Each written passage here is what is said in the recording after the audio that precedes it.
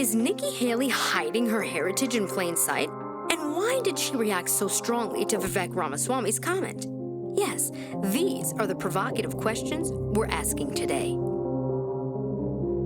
Nikki Haley, the first woman elected as governor of South Carolina, has a fascinating story that is not without its share of controversy. Born to Indian Sikh immigrants, she has seemingly distanced herself from her roots, even converting from Sikhism to Christianity long before entering politics. But what's more intriguing is her reaction to a comment made by Vivek Ramaswamy, a fellow Indian American. His simple act of addressing her by her birth name sparked a surprising response. Why would that be? Why would a mention of her heritage evoke such a reaction? Is there a hidden narrative here that we're not seeing?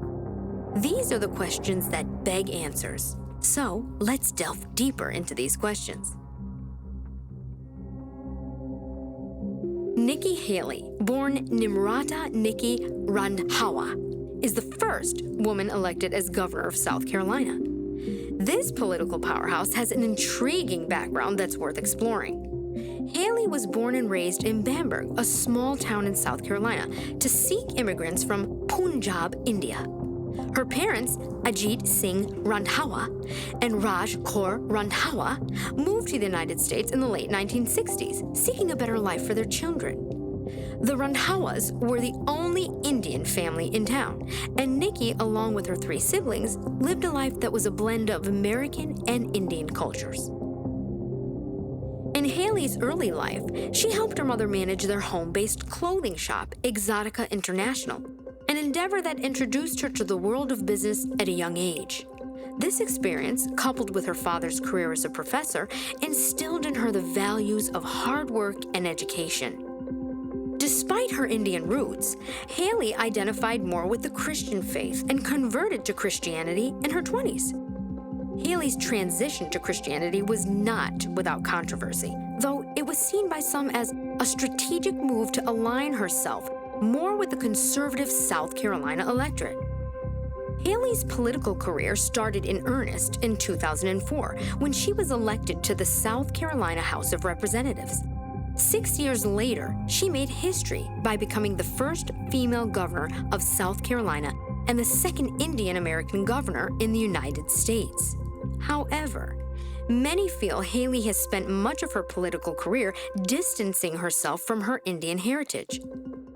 I wouldn't be shocked that as an Indian woman growing up in South Carolina at that time, she actually did to avoid prejudice. So I just want to be careful about critiquing her for going by the name she's overgone by. There are some of us that can be chameleons and decide not to embrace our ethnicity so that we can pass. So I don't blame her. But sometimes I would say what Alyssa's saying is that people gravitate to names for different reasons. And she's had this she talks about her Indian American heritage, but she focuses not on her Sikh background, but on her conversion to Christianity. Like, she's definitely tried to fit in. This is a point of contention for many who question her authenticity and the motives behind her decisions.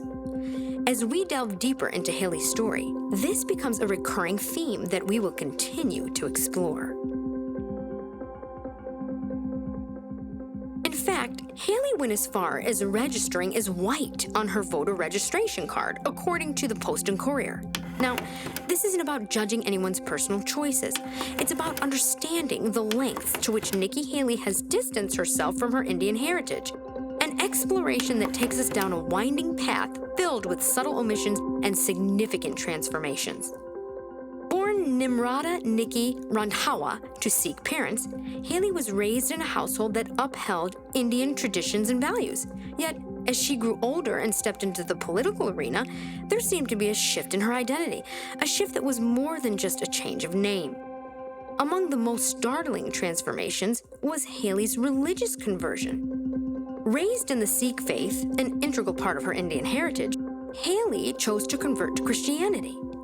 This decision, taken long before her political career began, could be viewed as a personal spiritual journey. But in the context of her other actions, it raises questions. Did she convert out of genuine faith? Or was it a strategic move to better align with the predominantly Christian voter base in South Carolina? Or perhaps it was a step towards distancing herself from her Indian roots.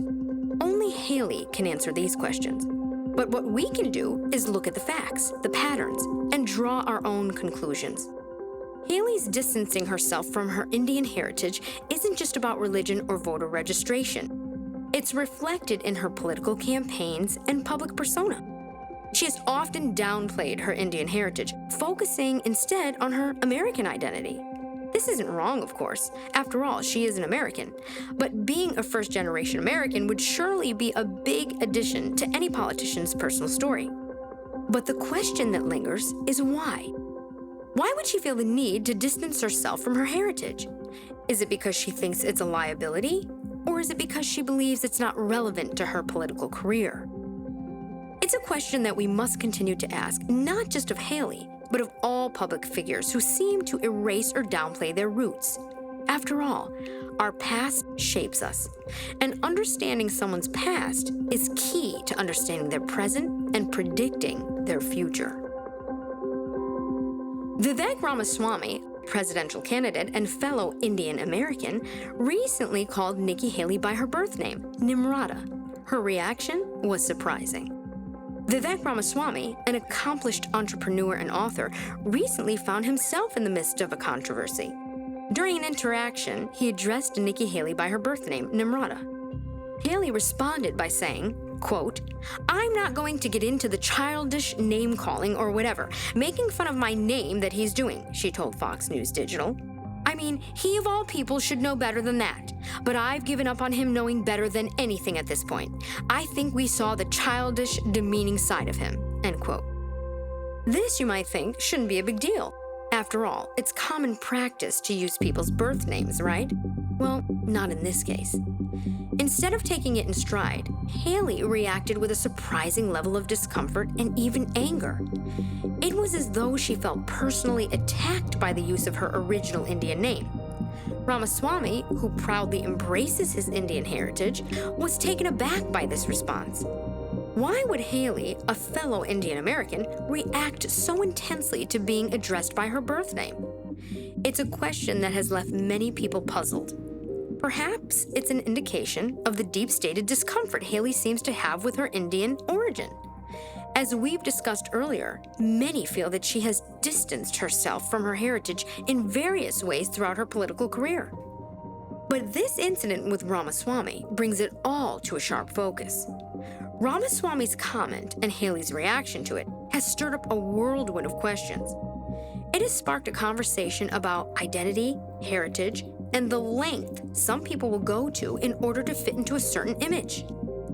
This isn't just about a name. This is about being truthful, and not just to the public, but to oneself. It's a mystery that only Nikki Haley herself can unravel. Until then, all we can do is speculate and continue to ask these important questions.